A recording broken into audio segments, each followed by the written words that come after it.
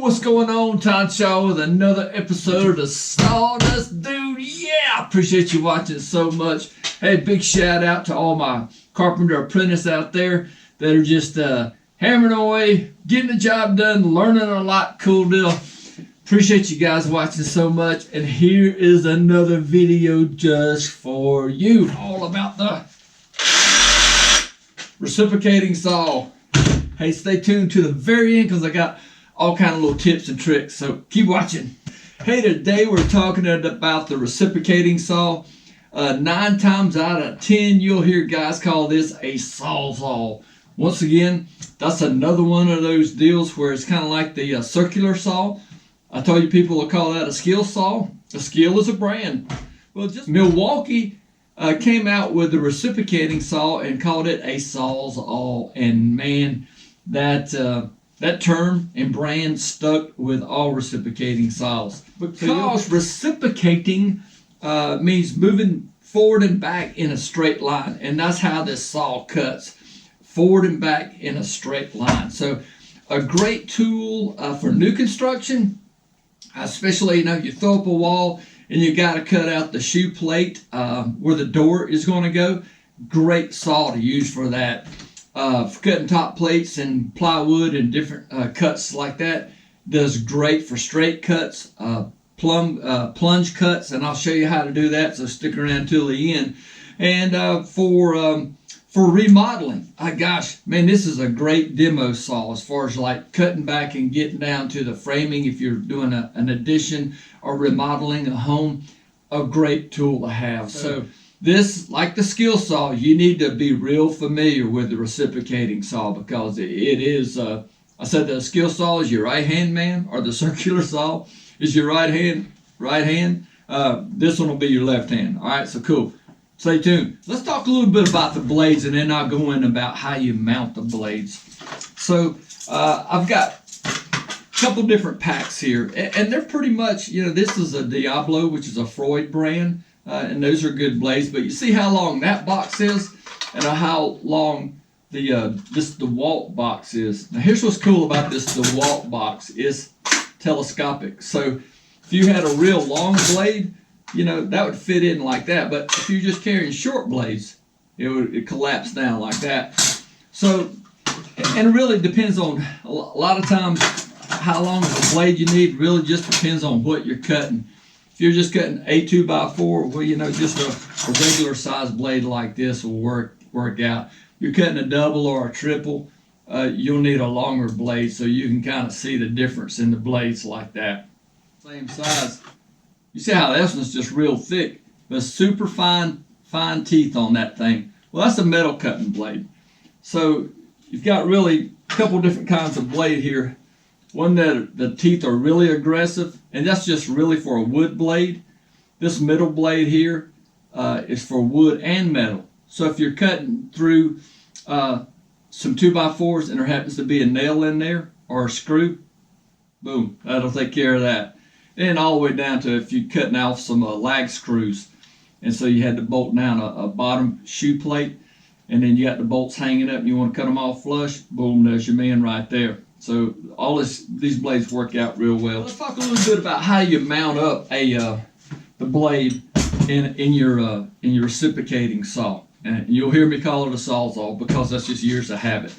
On this, hey, when you're changing out the blades, like any saw, you want to make sure it's unplugged or a battery powered. That this one's got a locked out trigger, so that way you don't accidentally, you're sitting around here putting in a blade and all of a sudden it takes off and that blade just eats into your hand. So that's always a big tip on any kind of saw, and that's just practice that common sense safety. On this particular DeWalt, it's got a little tab here, or a wing if you want to call it that, right on the side, and you simply just take out a blade.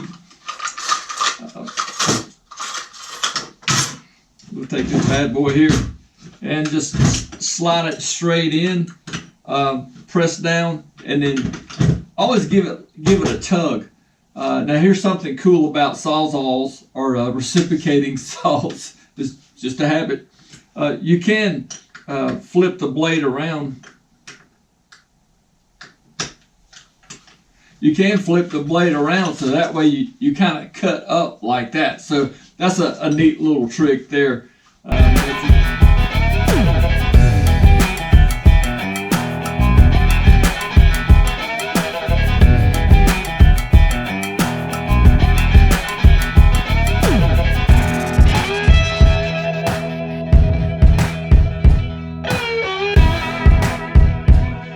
Got a corded version, and I'm thinking back to 40 years ago. The first reciprocating saw that I used was a Sawzall, a Milwaukee, corded, and it had a little plastic holder, and you had an Allen wrench that you would take out and just screw right into the side, and it was like a locking screw for the blade. So the tip with that is, you know, of course you just unscrew it, get it loose, slide the blade in, tighten back up. Then make sure that you put that Allen screw or that Allen wrench back into the end of the cord. It's got a little plastic holder. Don't stick it in your pocket. Don't take it home with you. Don't be that guy. Okay.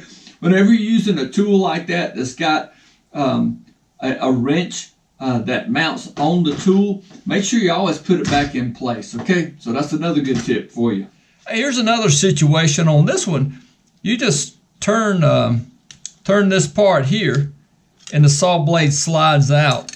Like I said, you just give this a twist, slide the blade in, and boom. And you'll find out that a lot of blades are really you can use them like this is the DeWalt blade. You can use this on pretty much any reciprocating saw.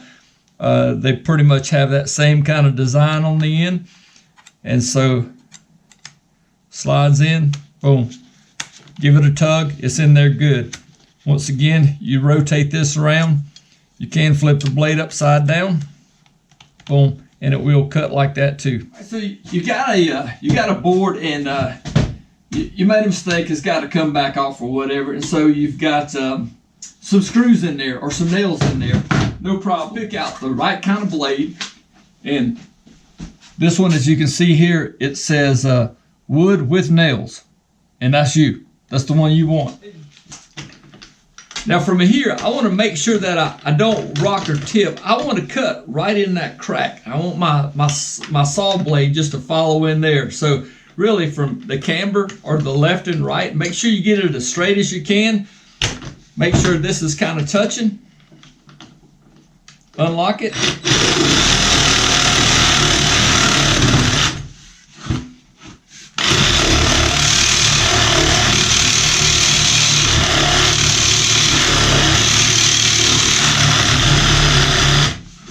You can see how it cuts through there.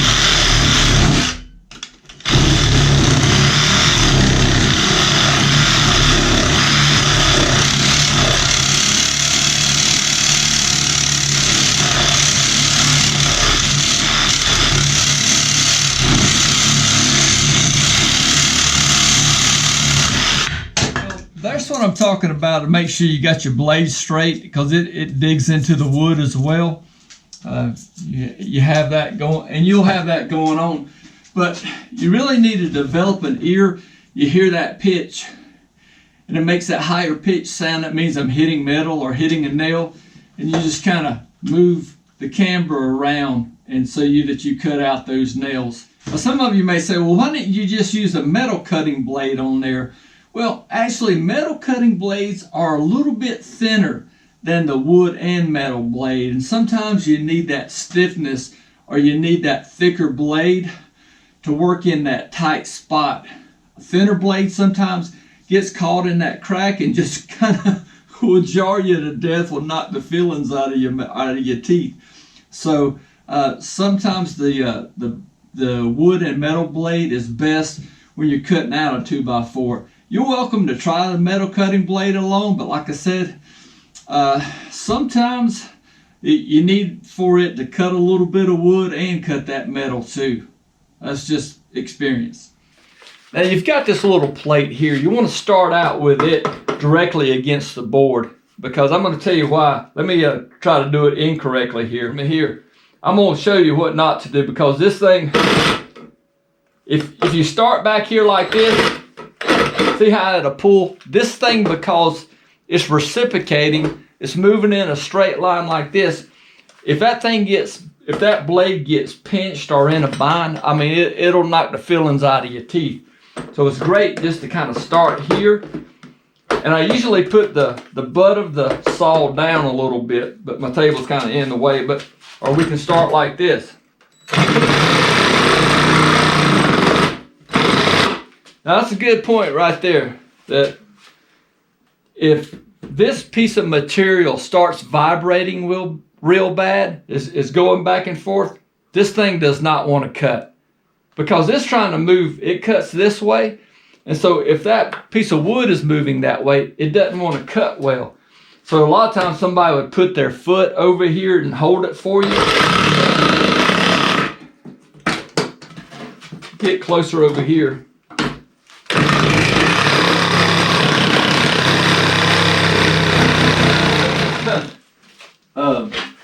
A great multi-purpose tool.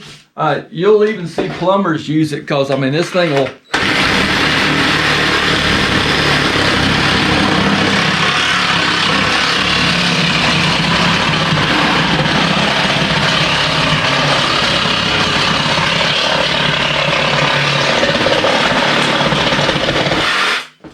do great cuts on PVC. A lot of times on the tips of the saws, and this is a metal cutting blade here, you can see how it's real straight. But you notice these blades kind of got a little hook bill, got these funky shapes to them. Well, a lot of that will help you out in making these plunge cuts. I'll line with my square, and we're just gonna use this in a pretend situation. And so I got my square there. Let's say we wanna cut out this hole here. So we got a pipe that's gonna run in here.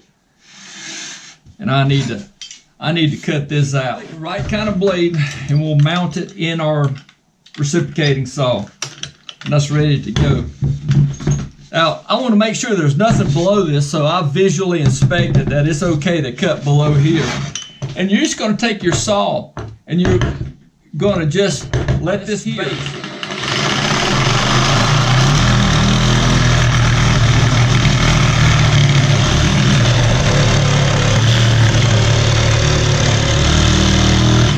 Just like that.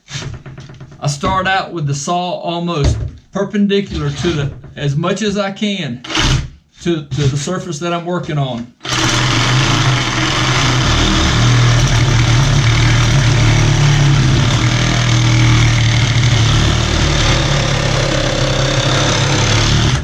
Let the saw do the work. See how it hops around? You will get some of that. That's why it's not a good finished saw.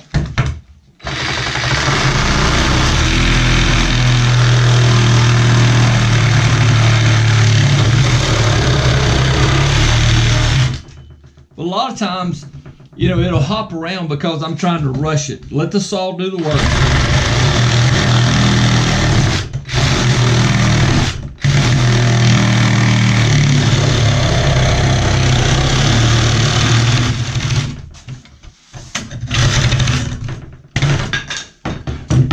And that's how you cut out a hole with a Sawzall. But sometimes your blades get really bent up. And especially if there's another piece on the back side, and that reciprocation motion is just kind of jamming that blade. And these blades, you can see that one's just not real straight. But what you can do, take it out of the saw and just take your hammer and just kind of hold up the end and give it a little tap. You can kind of see where the bend is, or take it over here on the side and just do a little metal work. And there you go. That one lives to fight again. You can just kind of sit it down and give it a good whack. Yeah, that one's good. And so that crooked blade, don't throw it away. Just take your hammer and straighten them back out.